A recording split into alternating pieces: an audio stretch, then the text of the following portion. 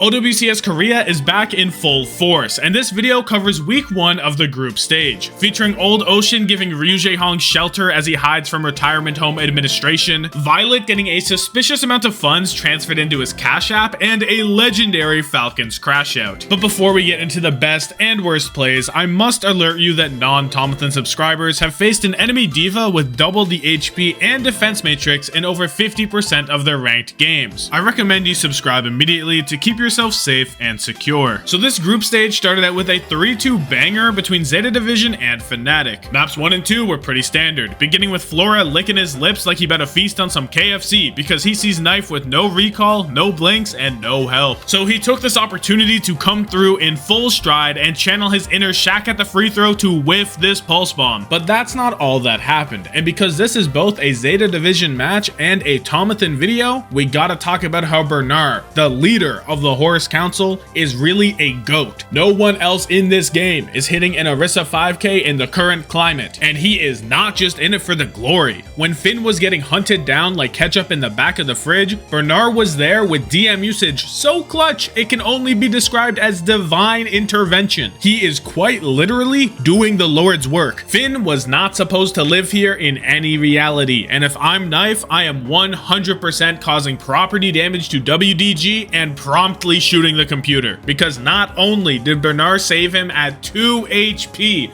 but he also possessed Violet to drop the beat perfectly. Map 3, however, with ZETA up 2-0 and at match point, was just not normal. Other than Checkmate completely putting on a clinic, this map was decided by the unfortunate unk status of Lee Jae-gon and Izayaki, plus the inexperience of ZETA's new rookie main tank, Heesung. The first inkling that the Fnatic backline forgot to take their morning vitamins was when Heesung Goomba stomped Izzy while Lee Jae-gon was taking his mid-game nap, and then gave Knife a personal primal tour around historic Rome. This happened because Izayaki whiffed his sleep dart and Lee Jae-gon lost object permanence. Once Heesung was off his screen, he did not exist in Lee Jae-gon City anymore, so he didn't even attempt to peel. Meanwhile, in the same fight, Violet was putting on a Brig masterclass, and Finn was once again the recipient of peel so crazy it makes a banana look bald. This is a testament to why Violet gets money, because otherwise he wouldn't be able to afford the senior care he needs to stay in relatively good condition. I mean, Violet is a year and a half older than Lee Jae-gon, but he's at least alert enough to not get shamoned in broad daylight. It's as if the Fnatic backline thought Alpha Yi would have honor and wait for Donghack to get out of spawn before trying to box. Kinda like how Doofenshmirtz waits for Agent P to show up before getting up to any nefarious deeds. But Alpha Yi, he does not give a single fuck. That boy saw 2 old men waiting to cross the street and he didn't just not put on the brakes, he crashed out at terminal velocity. If either of them decide to pop ult in any way, they both survive. But unfortunately, our heroes were found dead in the streets of Colosseum. Speaking of Violet's extremely sneaky, tax-free income, I don't know how much longer he's going to be able to get away with it, because eventually the Korean government is going to look at the numbers and see that he is spending over triple his alleged monthly income. Now, I'm no Sherlock Holmes, but either Violet is practicing to run the 400 or that boy just received an offer with multiple zeros during his death screen. And I fear that this behavior will have irreparable damage on our youths. Heesung once again finds a way to take out the Fnatic backline, who at this point would rather be at home watching Wheel of Fortune anyway, which is fine, because this is where ZETA should have closed it out in a clean 3-0 sweep. But he's learned from the Money King and decided that his debut map as a ZETA Division player is the perfect place to give anyone interested just a taste of what could be if they throw a chunk of change his way. And you can really tell he has a lot of potential in this role because of how he jumped out of the situation. It's subtle, but he takes a trajectory that's less likely to bring him to safety,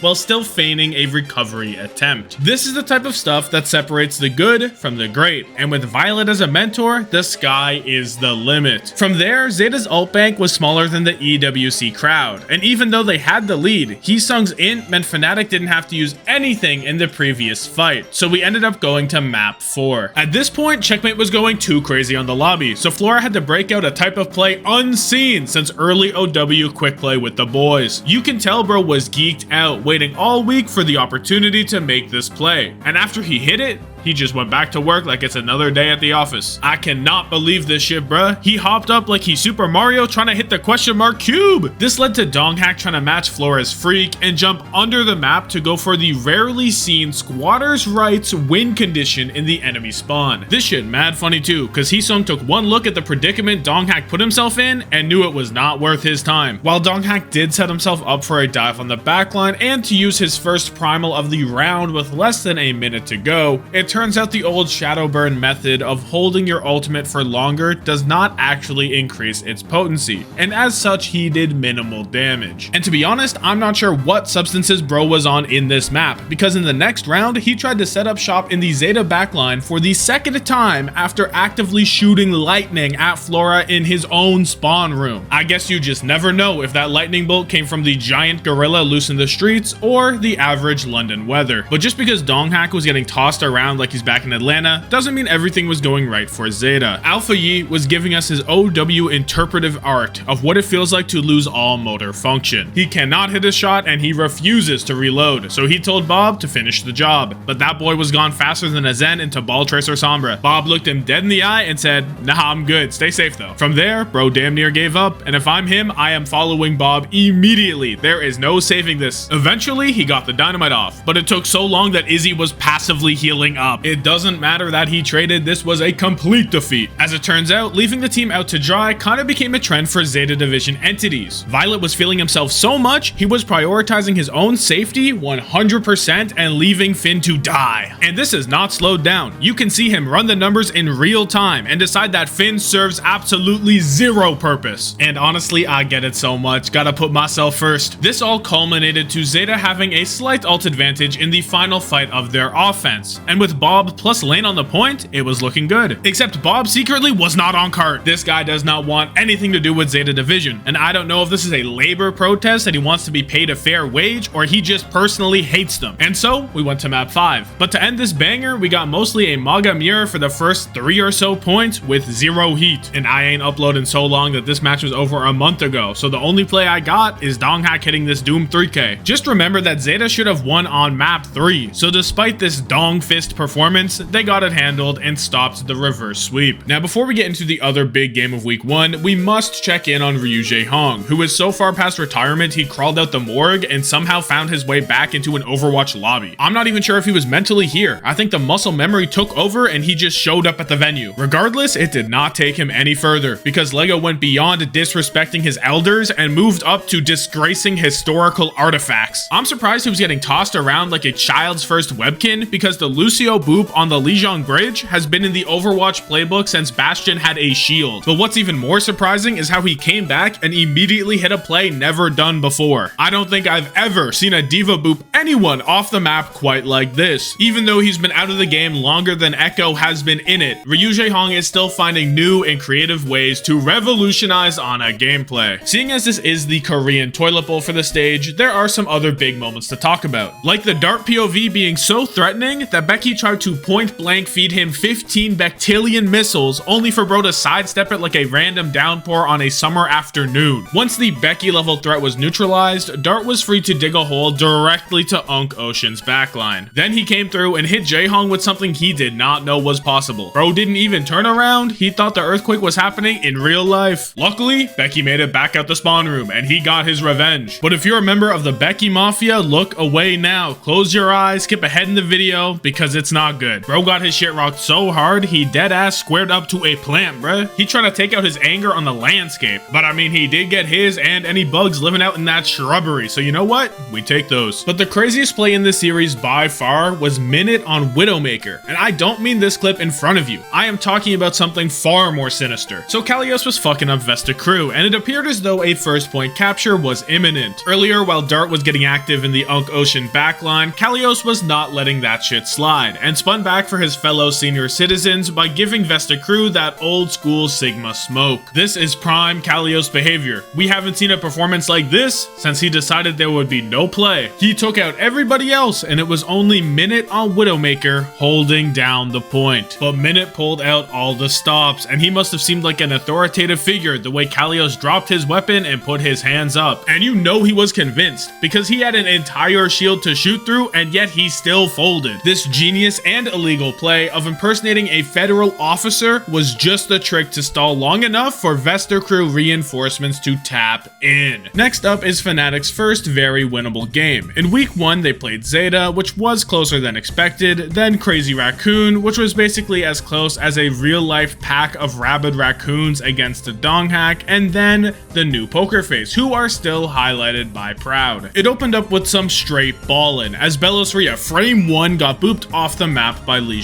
Gon. The donghack was not about to let himself get outdone, so later in the map, when he had a chance to put it away, he took himself out to assert dominance as the baller. Jwoo was pulling out some Harry Houdini magic in this overtime, hypnotizing Li Gon to chill on this pulse, putting on an invisibility cloak so donghack would slide on by, and finally conjuring a step ladder out of thin air to hop through the window. Now I know Tracer Blink got a sneaky high vert, but if it's like this, she needs to drop this Overwatch nonsense and pull up to the WNBA immediately. Knife saw this happen in front of his own eyes, and he thought the technique was so shiced that he wanted to try it out for himself, and in the process, he also realized that he is not built for this. While Jwoo's out here hitting the standing blink jump world record, Knife is tripping over quarter-foot ledges like my DoorDash driver delivering pizza. Jwoo isn't a movement one trick though. He got the moves like Mick Jagger and the boxing speed of McDonald's. He popped out of recall and did not hesitate to sauce the pulse bomb on checkmate and use that trigger discipline to pack up Knife like a spicy habanero McChicken combo. Then you got Proud, nonchalantly doing his thing and keeping it on the DL for this match, but he will be back at some time. And last, but probably also least, is Choi Se-won, who is definitely on this team. He kind of brings a Wilson from the early seasons of House MD vibe, where he just shows up to remind us that he too was in this episode. So yeah, while the Poker Face DPS line were chilling like the Kia Soul hamsters on the red carpet, Knife was breaking out the type of play we have all seen in our own games at one point or another. He hit a massive, world-altering 5-man EMP on all of Poker Face, so even though he died, surely we can engage on top of it and get a solid fight win. And we're in copper. Donghack has no cooldowns at 90 HP, and Knife just fucking went in for fun. I don't know. What is this, bruh? If the goal was to be as uncoordinated as possible, they didn't even do that right, because this shit is frame perfect. Donghack leaving was like the bat signal, and Knife had that shit on go. But it's fine, because there's still time for another fight. Checkmate and Donghack linked up for a good hit on the backline and a stick force trank before OT. So all they need to do is chill, reset resources, and touch the If you needed more proof that they're using tin cans for telecommunication, look no further. Knife is coercing his backline into a small room with new bingo dabbers, and then he realizes he's the one that needs to touch. But bro gets booped back by Proud's coach gun as he's trying to run away at 1 HP. Knife was the one to touch because Donghack said, yo, check this out. And he jumped as high as he could up and over the tallest building and right on top of nothing in particular. This brings us to the most important saga of the group stage, Team Falcon. They signed Happy out of nowhere, put Stalker on the bench until the last week, let Sir Majed roam the lobby, and put Smurf on Wrecking Wheel. Their first game was against Haejokdon, which was a 3-1 win, but considering HJD would only win 2 maps against non-bottom 2 teams in this group stage, and one of them was against Falcons, it is not a great look at all. Granted, the map loss was to a C9, but you had a Diva, Lucio, and duplicated Tracer alive, so what are we doing here, bruh? Although it's probably deserved, because for some god-forsaken reason, Krusty has Happy on Echo when Stalker and Proper are just on the team. If you want to bring that boy in to play Hitscan, you can, I guess. But if you put him on Echo, you may as well tell Stalker you wanted to go find the Avatar and not come back till he does. I completely understand trying to let Proper play Tracer so he can smile and lower his retirement posts per month from 4 to 1, but this is too far. Fortunately, we get more behind-the-scenes sneak peeks at the internal strife. I know damn well if that's Chio holding the pulse bomb and not Majed, that nano boost is being administered with no second thoughts. Fielder saw this coming from a mile away, and while it's probably a strategic choice to not use nano and just wait 15 seconds,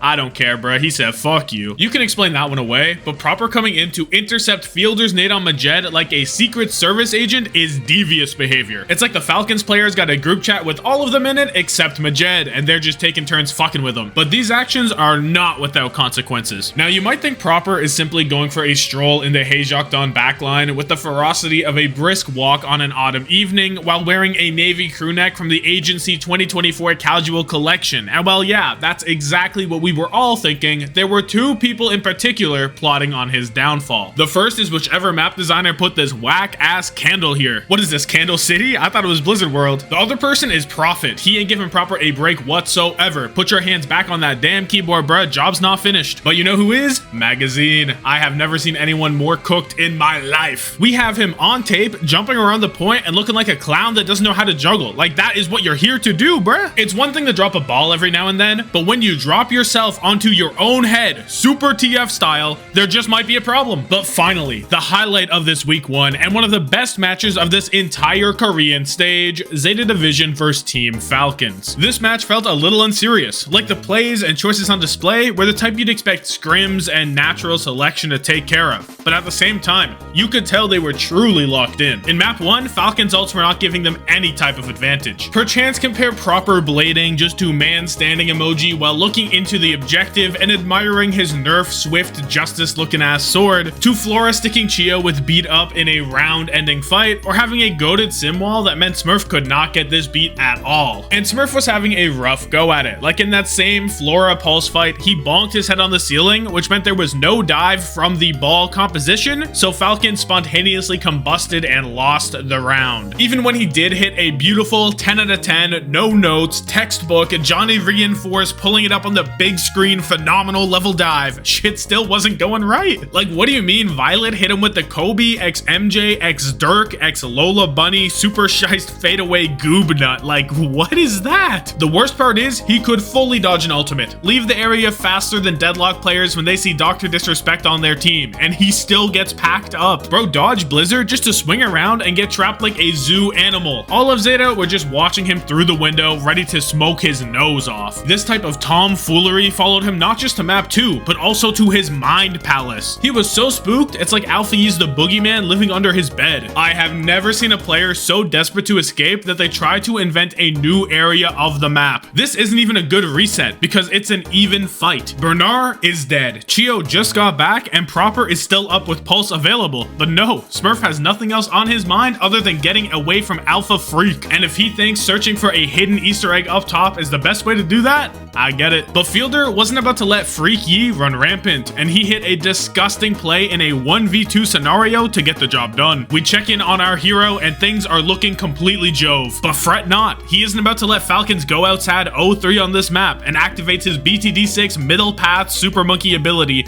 Mega Annihilation. This allows him to lock in and hit every cooldown while landing every shot. What he just did is genuinely unreasonable. Who let him do this? He just gave us a glimpse into what it'd look like if God was in the lobby. But don't worry, we got the next best thing. Violet is here and he is bringing with him the unmatched power of the sun. And never mind, it just got stopped by a twig. It's chill though. He's still got the 2k. You don't need anything more than that. That's just greed. He's an honest man. He don't need all that. It's okay. For this next one though, there's nothing in the way. It's time to lock in. We're all good. Did I say it's time to lock in? I meant it's time to snooze. It is far too late. It's time to hit the hay. Good night. As we saw already, Fielder unlocked God mode. There's really nothing he could have done. Bro was basically hacking on the other side. What do you want him to do? But it's all good. They're still on match point. And for this next one, you can tell he's exercising great caution to line it up because he... When bro was so ass, the devs changed how the game works to accommodate. It's not even fair to make Violet Cash App jokes because who is paying for this? Like, he better be making bank because this is borderline fetish content. Like, who is... What? I don't get it, bro. I don't get it. I have real tears. What? The craziest part is that he's doing so much that in the next fight, he built ult again. And even with captive suns that are only altering the lighting of the map, purely cosmetic, he is still a difference maker in this game. It's kind of like even if you didn't count any of Gretzky's goals, he still has the most points in NHL history. Violet is unironically the Gretzky of Alari because he doesn't need ult to exert massive pressure, which means ZETA are up 2-0 heading into map 3. And Bernar Bros, if you don't know what's coming, it's not too late. but once you see this SCP breach containment, there is no going back. Bernar opts to play Zarya into Diva on Colosseum. It's a pretty flat map, and a common swap I'm sure many of you are quite familiar with from the ranked ladder. However, this is not your average competitive queue. I went in on Krusty for letting Happy play Echo earlier, and this comp choice right here might be 15 Bernar-tillion times worse. I need you to understand that Donald Trump saying that immigrants are eating people's cats and dogs was somehow a better strategic gambit than Bernar playing Zarya here. And after being shit on for 3 minutes straight, and finally building an ultimate, maybe we can find some value. He realized that this shit was so ass, it wasn't even worth the Graviton Surge. When I saw this happen, I didn't even fall to my knees, I just froze up. We just witnessed the single largest deduction of aura points in the history of the universe. There is no way it can get worse than that. In just 5 minutes, Falcons got 4 meters away from ZETA's home. Hanbin and Chio are basically doing Diva Bomb plays in their spawn room. And even though we all know it's over, Proper and Chio still went for a Hall of Fame award-winning Looney Tunes level chase down on Alpha Yi all across the map. ZETA cannot chill in their spawn. They cannot go outside. They cannot fight back. This is an outrageous violation on every account. You could search for 100 years and you still wouldn't be able to find a team more primed and ready to go for a reverse sweep than Falcons after that map. I've said shit like this before, but I have never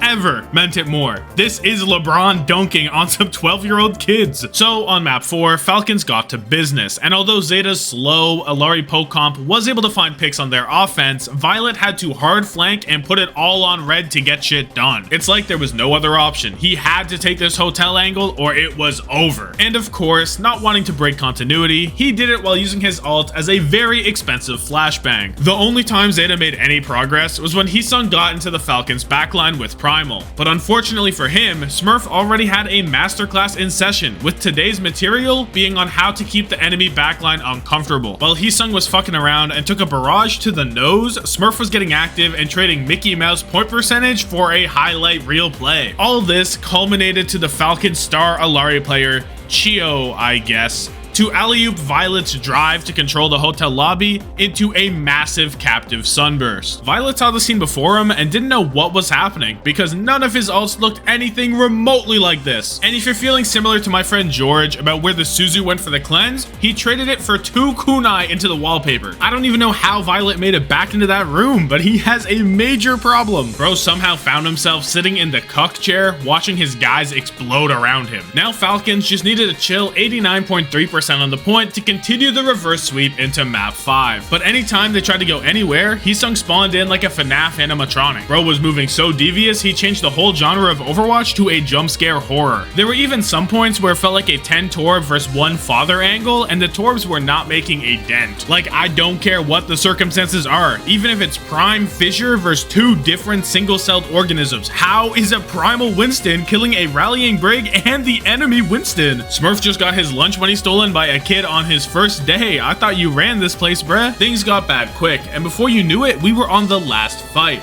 But if Falcons were able to hold through ZETA's initial nano engagement, they had the stimulus ult about a hit. Chio folded like an origami crane as soon as Hisung landed, and then bro ruined all potential ult charge from Fielder with 1 bubble. I've never seen gameplay that you can just look at and immediately know how mad this player is. Right now, in this moment, he already knows that if Chio bashed in a different direction, Falcons probably go to map 5. But instead, Hisung and ZETA Division win this deeply unserious match of Overwatch. With that, those are my best and worst plays of OWCS Korea Groups Week 1, and this video was supposed to be the entire group stage, but then Week 1 just was too crazy, so hopefully I can lock in next week as well. Have yourself a good one.